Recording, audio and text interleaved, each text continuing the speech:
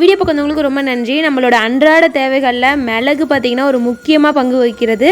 இந்த மிளகு எங்கே எப்படி தயாராகுது அப்படின்னு பார்த்தீங்கன்னா, மேக்ஸிமம் மிளகு எல்லாமே வந்துட்டு மலை பிரதேசங்களில் தான் வந்து அதிகமாக தயாராகுது. 10 மிளகு இருந்தால் பகைவன் வீட்டில் கூட உண்ணலாம் அப்படின்னு ஒரு பழமொழி சொல்லுவாங்க. எதுக்கு அப்படி சொல்கிறாங்கன்னா, மிளகுக்கு வந்து அவ்வளோ விஷமுறிவு தன்மை இருக்குது. ஜூன்லேருந்து டிசம்பர் மாதம் வரைக்கும் தான் வந்து இந்த மிளகு கொடி வந்து நட ஆரம்பிப்பாங்க. நட்டு நமக்கு 3 வருஷத்துக்கு அப்புறம் தான் காய் பிடிக்கும். 6 வருஷத்துக்கு அப்புறம் தான் நல்ல மகசூல் கொடுக்கும். இந்த ஜனவரியிலேருந்து மார்ச் ஏப்ரல் வரைக்கும் மிளகு அறுவடை பண்ணுவாங்க. நல்லா முத்துன காயை பழுக்கிறதுக்கு முன்னாடி அறுத்து அதை நல்லா வெயிலில் காய வைப்பாங்க. அதில் நடுவில் ஒரு தண்டு பகுதி இருக்கும். அதை எடுத்துட்டு மிளகை மட்டும் தனியாக வந்து வெயிலில் நல்லா காய வைப்பாங்க. காய வச்சதுக்கு அப்புறம் தான் நமக்கு வந்துட்டு விற்பனை கொடுப்பாங்க. நம்மக்கிட்ட கொல்லிமலையில் விளைஞ்ச சுத்தமான மிளகு இருக்குங்க. வேணும் அப்படிங்கிறவங்க ஸ்க்ரீனில் தெரியிற வாட்ஸ்அப் நம்பருக்கு வாட்ஸ்அப் பண்ணுங்கள். இந்த வீடியோவை நிறைய பேருக்கு ஷேர் பண்ணி விடுங்க. ஏன்னா மிளகு எப்படி விளையுது அப்படிங்கிறது அவங்களும் தெரிஞ்சுக்கிட்டோம். தேங்க்யூ.